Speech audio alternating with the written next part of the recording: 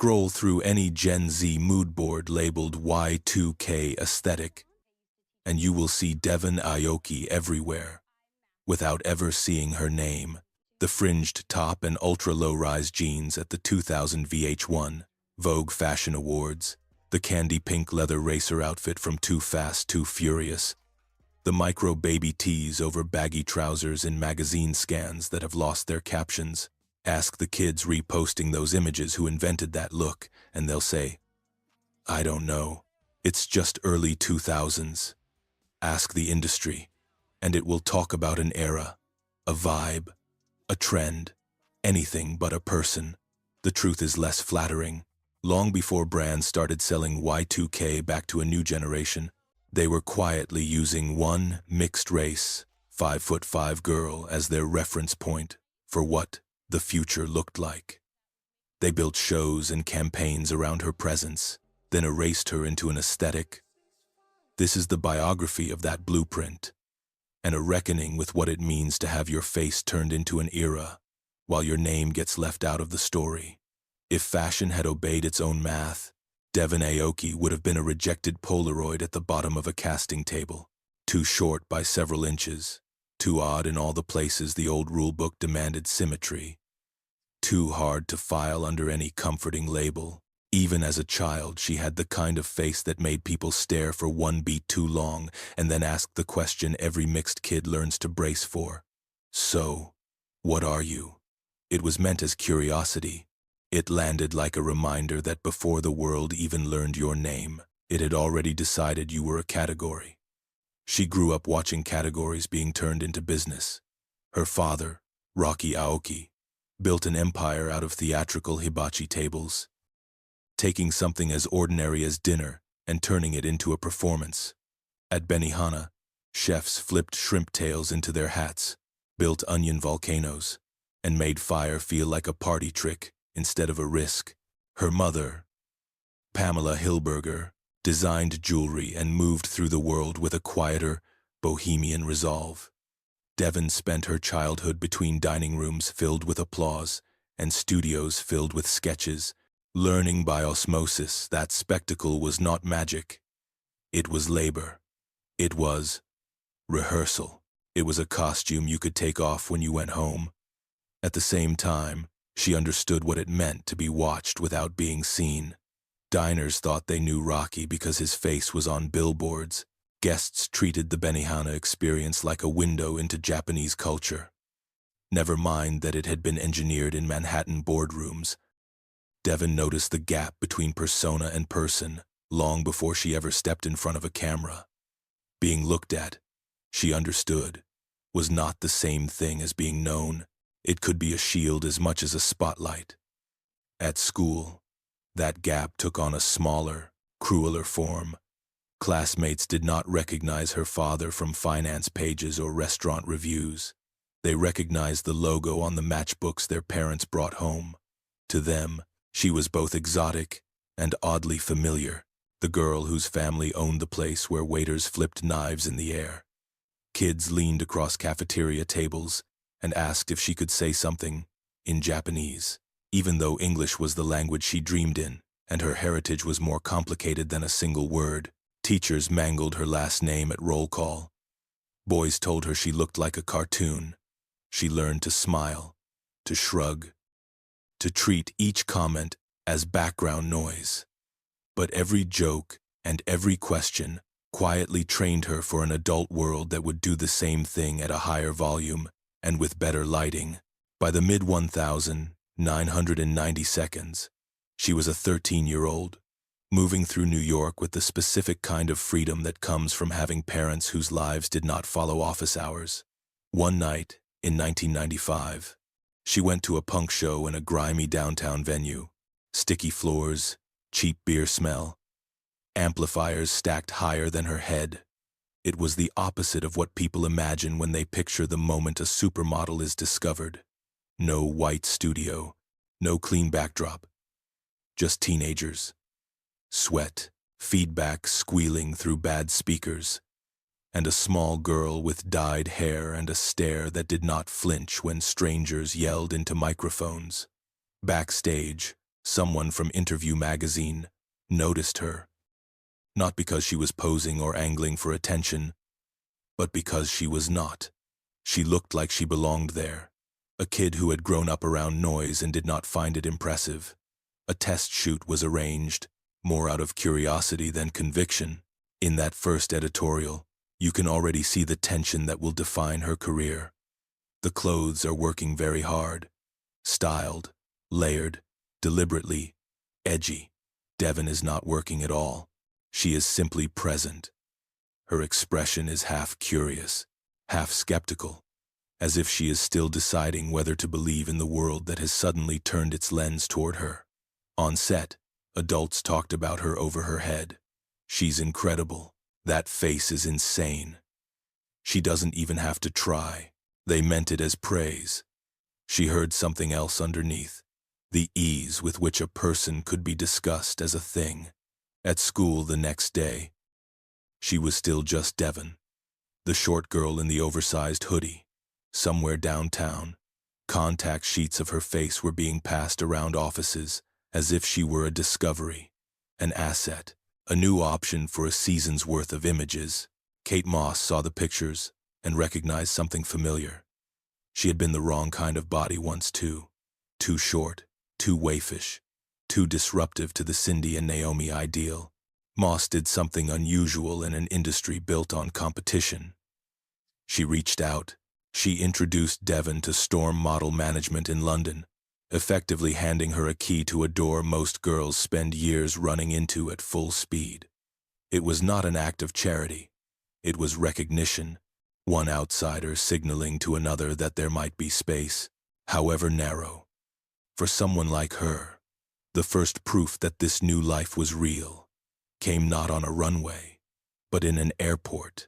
Devon, barely into her mid-teens, boarded a transatlantic flight alone with a passport, a portfolio, and instructions to meet a stranger holding a sign with her name on it.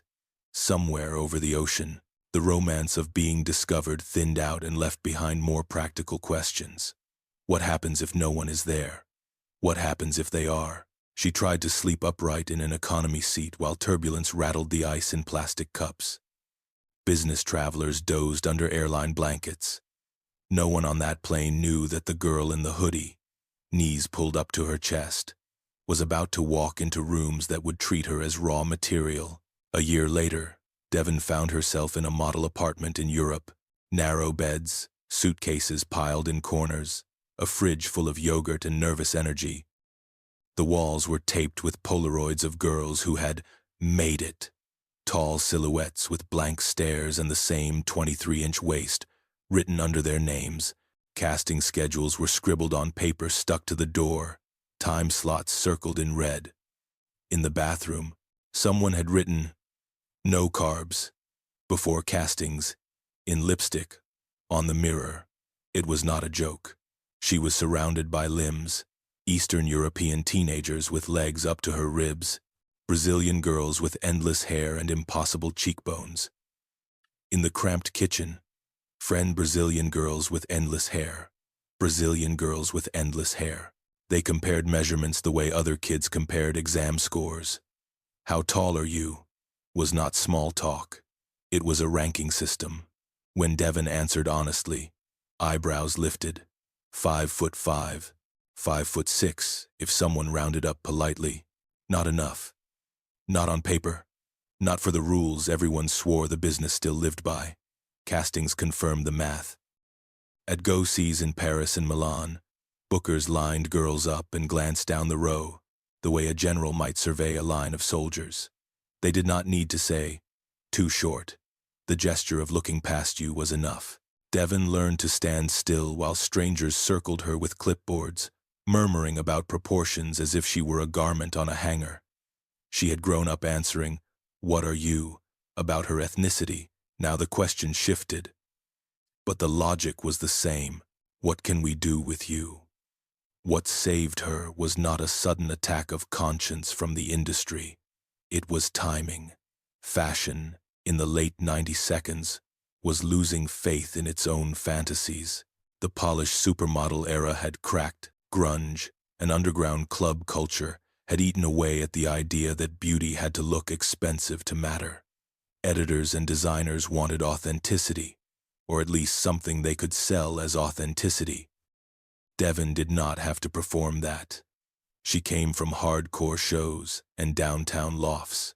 She already dressed like the girls the magazines were putting in inspiration folders and mood columns. Her first season on the European circuit moved with a speed that surprised even her agents. Instead of catalogs and local shows, she landed on casting lists for Balenciaga, Marc Jacobs, Comme des Garçons. Brands not exactly known for hiring unknown teenagers because they happened to be pretty. They wanted something else. The way she made clothes read differently. Put a too-perfect gown on a too-perfect girl and it looked like wealth. Put it on Devon, and it looked like a girl had raided her mother's closet to wear something dangerous to a warehouse party. From the outside, it looked like luck. From the inside, it felt like a very specific kind of test. Each fitting, each show, carried the unspoken question, can we stretch the template this far and still call it fashion? Every time she booked something that should have required 3 more inches of leg than she possessed, the answer pushed a little farther away from no. None of this guaranteed permanence. The rulebook could always snap back. Then Karl Lagerfeld saw her, and the rulebook cracked. The first time she walked into a Chanel casting, the salon was filled with the usual type, long-necked, blank-eyed, perfectly calibrated for a house that had built entire decades of its identity on a particular kind of woman. Devon looked like she had wandered in from another film entirely. Her fringe was wrong. Her boots were wrong. Her height was wrong. Lagerfeld's eye landed on her and did not move. He called her forward. He did not ask for her composite card first. He asked her to walk. Devon did what she always did, the same unhurried stride she had used walking down grimy club stairs. No theatrics, no exaggerated hip swing. She did not try to pretend she was taller than she was. Lagerfeld watched in silence, then nodded once. It was the nod of someone who had just located a future reference image in the flesh. Chanel Haute Couture is not where you experiment with jokes. It is the cathedral of fashion, the place where the industry reassures itself that certain hierarchies are eternal. For the fall, winter 1999 show, the final look, the bride, went not to the tallest, most conventional blonde in the room, but to 16-year-old Devon Aoki. The girl whose charts said she should never have made it past first-round casting walked out last, veiled, in a dress that seemed almost to engulf her, and brought the house to its feet. Backstage, after the lights cooled and the applause dissolved into chatter, there was the story she has told more than once. Virginie Viard and Lagerfeld laughing gently as they handed her the shoes. "Take them," they said. "No one else is going to fit into them." On the surface, it was a joke about size.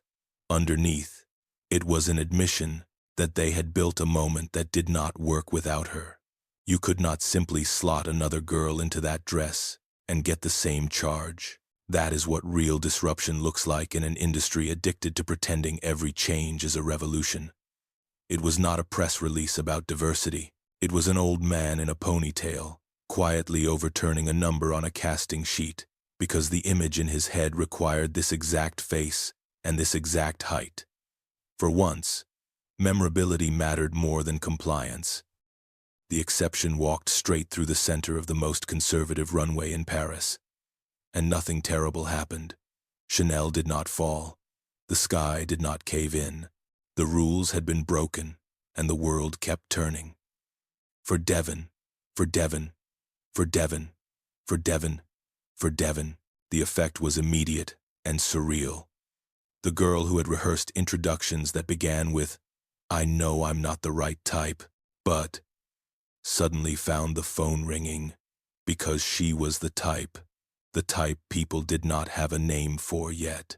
Designers wanted the strange, the unforgettable, the presence that cut through the noise of 70 identical silhouettes. She became a shortcut. If you put Devon in your show, you were saying you understood where youth culture was heading. even if you had never set foot in a club like the one she had been discovered in. From roughly 2000 to 2002, she stopped simply walking in trends and started making them. The VH1 Vogue Fashion Awards in 2000 are the easiest example because the images never really went away. She walked the carpet in a fringed top that moved like liquid when she turned, and jeans cut so low they looked, at the time, like a dare. There is a particular shot. Head tilted, fringe frozen mid-swing, waistband resting impossibly low on narrow hips. That might as well be the dictionary definition of Y2K fashion. It is that photograph that is being reblogged, reposted, relabeled as early 2000s by people who have never heard the music playing in the background of the original moment. She did the same thing on magazine pages. In Moschino, where print collided with print and logic went out the window, Devon made chaos look like intention. In Mugler, AMT, to come to the place. She wore razor-edged pieces that could have tipped into comic book camp on anyone else, and turned them into something romantic and slightly dangerous. In Versace, she made decadence feel almost approachable, as if a girl who still went to punk shows might actually reach for a gold chain dress if the night called for it. Each image became less about the clothes and more about a specific, unrepeatable combination of silhouette, face, and attitude. In editorial studios, the alchemy looked almost mundane. A rack of clothes would roll in, too many options, too many competing ideas, and then the room would quietly reorganize itself around whatever Devon put on. A baby tee that seemed silly on the hanger snapped into focus when paired with her low-slung jeans. A graphic dress that felt cartoonish on a taller girl turned into something sharp and knowing when it hit her shoulders. Assistants pinned, adjusted, and took notes. Photographers asked her to move, however feels natural, then tried to capture the fraction of a second where her own instincts overruled the pose they had suggested. The final spread sold the styling. What they were really selling was a way of existing in those clothes that only she could supply. Hollywood came calling, as it tends to do when it senses the culture has shifted and it is late to the party. Casting directors wanted her for the same reason fashion did. She looked like a future they did not quite understand, but wanted to borrow. In Too Fast, Too Furious, she played Suki, not the lead, not the romantic center, but the woman people actually remember when they think about the film's style. Pink leather pants, layered tanks, a car that matched her outfit a little too perfectly.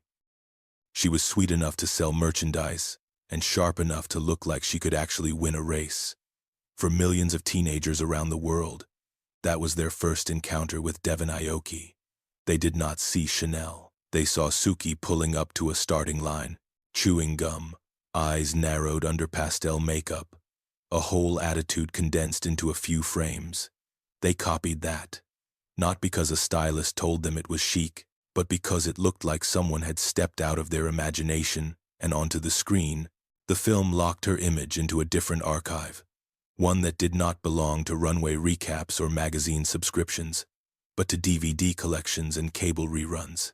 What made all of this stick was not just what she wore, but what she refused to do. She did not sand down her oddness to make herself easier to use. She did not grow out of her features into something closer to the template. She leaned into them. Heavy lids stayed heavy. Her walk stayed slightly off-tempo, more alleyway than catwalk. When trends shifted, she did not contort herself to match. Instead, stylists and designers contorted trends around her. If a silhouette worked on Devon, it was a silhouette worth pursuing. That is where the word muse stops being marketing language and starts to mean something. A muse, in the real sense, is not a girl you can swap in and out of a lookbook. It is someone whose absence would force you to rethink the work itself. Lagerfeld's 1999 Bride is one clear example. You cannot drop another body into that dress and produce the same effect. The tension between the volume of the gown and the compactness of the person inside it is the point. The image relies on her. Remove her, and the spell breaks. Jeremy Scott's relationship with Devon pushes the idea further. He put her on his early, scrappy runways, when having Devon Aoki in your show was not just a flex but a statement of allegiance. This is where the weirdness lives. 2 decades later, as creative director of Moschino with budgets, celebrity front rows, and commercial pressure, he still closed collections with her. He called her his baby muse forever. Not because the phrase looked cute in an interview, but because his visual language had grown up with her in it. Designing without accounting for what a look would do on Devon's frame would have felt, to him, like leaving out a letter of the alphabet and pretending you could still write the same words. The industry, ever hungry to bottle whatever seems to be working, tried to industrialize the effect. Casting calls started to include phrases like Devon type in the margins. Agencies looked harder at girls who were shorter, who had hybrid features, who stood out in the test shoot lineup because they did not look like they had been sketched by committee. Some of those girls went on to careers of their own. None of them were Devon, because that was not the point. The point was that memorability cannot be cloned. You can decide to value it, but you cannot manufacture it on demand. For a while, it looked like this might be her trajectory forever. The exception who had become the template, moving from season to season as the one sure way to inject something real into an increasingly choreographed system. And then, at what most people would call the height of her influence, she did something that broke a rule even more fundamental than the height requirement. She stopped. In 2009, still recognizable on sight, still in demand, still capable of shifting the mood of a collection just by being in it, Devon Aoki stepped off the carousel. There was no farewell show, no teary backstage speech about the end of an era. She married James Bailey. She had children.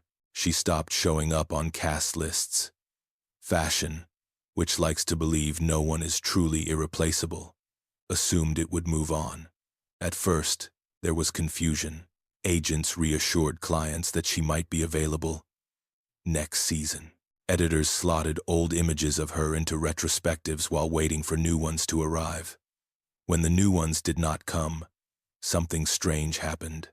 The old ones refused to age. In Los Angeles, or wherever her life happened to be that year, the distance between the myth and the person became almost absurd. She changed nappies, wiped down high chairs, stood barefoot in kitchen light making dinner while her children watched cartoons. Somewhere else, a design team huddled around a monitor, pointing at an image of her from 2001 and saying, This is the vibe." On one side of the world, she was negotiating nap schedules. On the other, strangers were arguing about the exact shade of pink. Her lip gloss had been in a 20-year-old photograph. Other faces slid down the hierarchy of relevance as their haircuts changed and their campaigns shifted. Devon stayed in place. In an industry addicted to newness, her archival images started to circulate more than they had when they were brand new. Designers pulled them out in meetings to explain what they meant by a certain hemline or attitude. Young models studied her walk on grainy YouTube uploads, rewinding the same 10-second clips of Chanel, Versace, Moschino. Then, social media rewired the timeline altogether. Instagram and Pinterest turned past and present into one endless scroll. By 2019, when Y2K nostalgia began to crest as an aesthetic, the images that bubbled to the top under that label were the same ones Devon had made 2 decades earlier. The fringed top, the low-rise jeans, the Suki wardrobe. Teenagers in bedrooms she would never see were printing those pictures out and taping them to the same kind of bedroom walls that had once held posters of her father's restaurants. They did not always know her name. Captions read, Y2K It Girl, early 2000s vibe, iconic look. Her face became shorthand for an entire era. a visual file compressed into 3 letters, Y2K. The algorithm could not be bothered with proper nouns. It cared only about engagement. And Devon's images engaged. They were recognizable in a sea of anonymity. That recognizability, ironically, made it easier to detach them from the person whose life had produced them. Fashion houses noticed, because fashion houses always notice attention. Mood boards in studios began to fill with printouts of those same screenshots, under headings like Archive Reference and Y2K Direction. Teams building collections for 20-year-old customers used pictures of a 20-year-old Devon to sell clothes to their daughters. The business that had once nearly rejected her for being the wrong height now quietly relied on her as the visual spine of an entire revival, without having to pay her, without having to acknowledge her, without having to confront what it meant that one woman's body and face had become an era. In fashion schools, lecturers used those same images as case studies. Slideshows about proportion and attitude opened on her Chanel bride walk, then cut to Suki's racer girl wardrobe and the VH1 fringe shot. Students scribbled down words like subcultural, hybrid, anti-ideal, as if those could be reproduced on command. They circled her height in photocopied casting sheets and debated whether the industry had really changed its standards or had simply found one exception compelling enough to bend them temporarily. For many of those students, Devon was less a person than a problem to solve. How do you harness that kind of recognizability without losing control of it? When Jeremy Scott called her in 2016 to walk Moschino's resort show in Los Angeles, it was less a comeback than a glitch in the matrix. The runway was set up like a Hollywood backlot. Cameras flashed, influencers live-streamed. And then, halfway through, Devon Aoki walked out as if the intervening 7 years had been a cut, not a gap. The audience screamed. Phones lifted en masse. For a generation that had only ever seen her in low resolution on mood boards, this was the first time she moved in real time. The industry did what it does best. It named the moment. Devon Aoki returns. Comeback of the year. The original Y2K queen is back. Models.com gave her an actual award for it. But underneath the headlines was a quieter realization. Her absence had not emptied her of value. It had concentrated it. Every step she took on that runway carried the weight of everything that had come before. The Chanel bride, the VH1 fringe, Suki's pink leather, the years raising children out of sight. From there, the reappearances became less rare. A Vogue US cover in 2023, part of a tribute to Karl Lagerfeld, shot by Annie Leibovitz, an Acne Studios campaign that treated her not as a nostalgia stunt, but as the face of a current collection. Tommy Hilfiger lookbooks, British Vogue stories. At an age when the industry used to quietly nudge women towards skincare brands and Pilates certifications, Devon was suddenly back in the center of the frame, not as a novelty, but as proof that certain images do not expire. On red carpets and at the Met Gala, she did not attempt to erase the passage of time. Jeremy Scott dressed her in gowns that acknowledged both her history and her present, mermaid shapes that nodded to fantasy without pretending she was still 19. Photographers noted the same things they always had: the composure, the gaze that did not flatter the camera so much as challenge it. Now, layered with something else, she walked like someone who knew she could leave again any time she wanted. That might be the most radical part of the story. For most models, the industry's approval is a scarce resource you cling to until it slips away. For Devon, after leaving and returning on her own schedule, approval became something closer to a negotiation. She did not need the work to prove she still existed. She had children. She had children. She had children. A home. A life that did not evaporate. When a campaign ended, brands hiring her were not rescuing a faded star. They were asking to borrow credibility from someone who had already proved that her influence did not depend on their continued favor. Meanwhile, The copying continues. Scroll through those Gen Z mood boards again, and you will see the surface of what she did, replicated meticulously. The jeans sit at the same impossible angle on the hips. The baby tees are cropped to the same fraction of a rib cage. Makeup artists on TikTok break down her eyeliner in 12 steps. None of that is inherently bad, for the lever day. Every generation reinterprets what came before. The question is not whether anyone should be allowed to dress like Devon Aoki. The question is, why so few people know they are doing it. Part of the answer lies in the way fashion still treats difference as both commodity and camouflage. For years, Devon's face allowed brands to point at campaigns and say, "Look, we are diverse, we are modern, we are global," while casting dozens of interchangeable others around her. She was the exception that made the rule feel less brutal.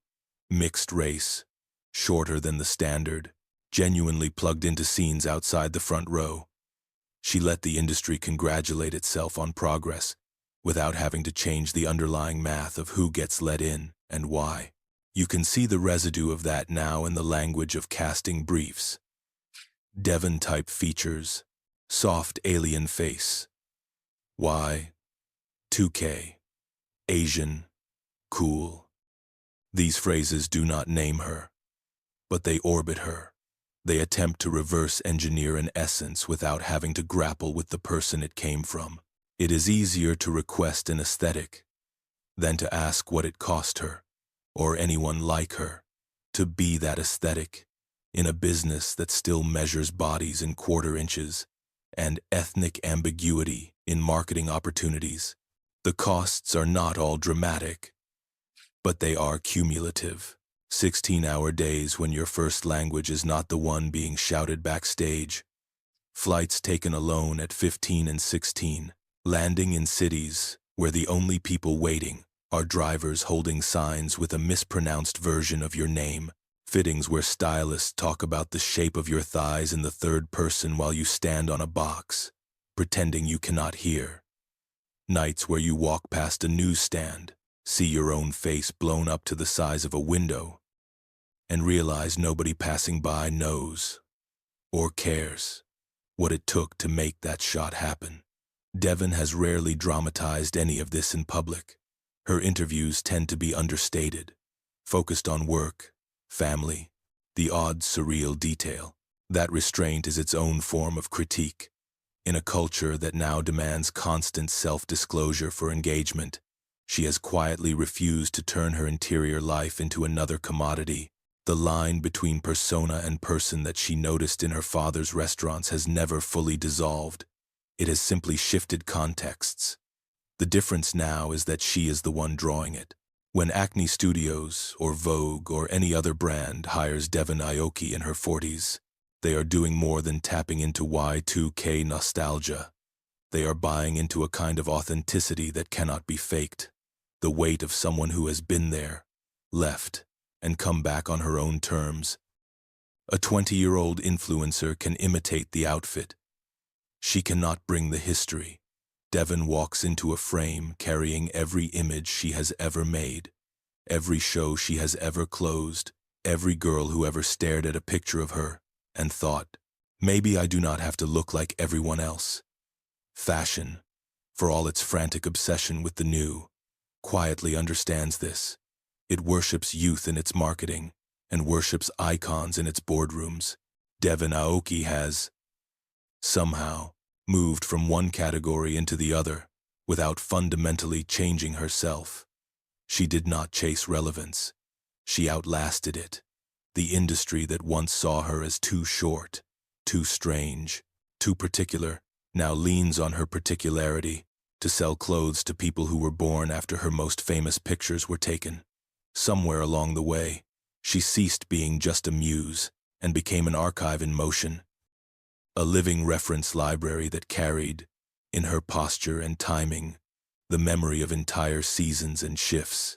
Younger models watched her backstage, not simply to copy a walk, but to understand how she occupied space, how she could stand still in a crowded lineup and somehow look like the center of the frame. Creative directors treated her as a shorthand for continuity, end quote. Put Devon in a campaign, and you were not just borrowing her current look, you were plugging your brand into 25 years of visual history. So yes, everyone in fashion is copying Devon Aoki. Designers are copying the way she balanced sweetness and danger in a single outfit. Stylists are copying the proportions she made look inevitable. Teenagers are copying screenshots of movies and red carpets that predate their existence. What they cannot copy, what no one can, is the set of choices underneath. To walk into rooms that were not built with you in mind and act as if you belong. To disappear when the cost of staying becomes too steep. To return not as a supplicant, but as a collaborator. Or not at all. In some apartment right now, a 15-year-old girl is staring at herself in a mirror, knowing she is too something for the place she lives. Too short, too mixed, too strange for the town she was born in. On her phone, a saved photo of Devon in a baby tee and floor-grazing skirt glows quietly, cropped of its credit line. She does not know the story behind that face. She only knows it makes something click into place in her own. The distance between those two girls is the distance between aesthetic and acknowledgement, between reference and respect. Real change would mean that the next girl, like that 15-year-old, too short, too mixed, too specific for the spreadsheet, would not need a famous advocate to translate her into the system. It would mean casting sheets built around possibilities instead of measurements and mood boards labeled with names instead of eras. It would mean that when an image starts to travel on its own, the person who created it is invited into the room where it is being dissected, referenced, and sold. Until that happens, the industry will keep treating women like Devon Aoki as both inspiration and raw material, applauding their faces while quietly editing their authorship out of the frame.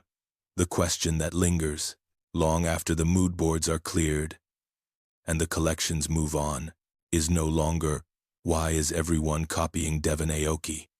We can see the answer every time her image resurfaces without her name. The harder question is this: will the industry that keeps photocopying her face ever truly make room for the next girl who breaks its rules as completely as she did? And will that girl have to wait for the blessing of another Karl Lagerfeld just to be allowed on stage in the first place?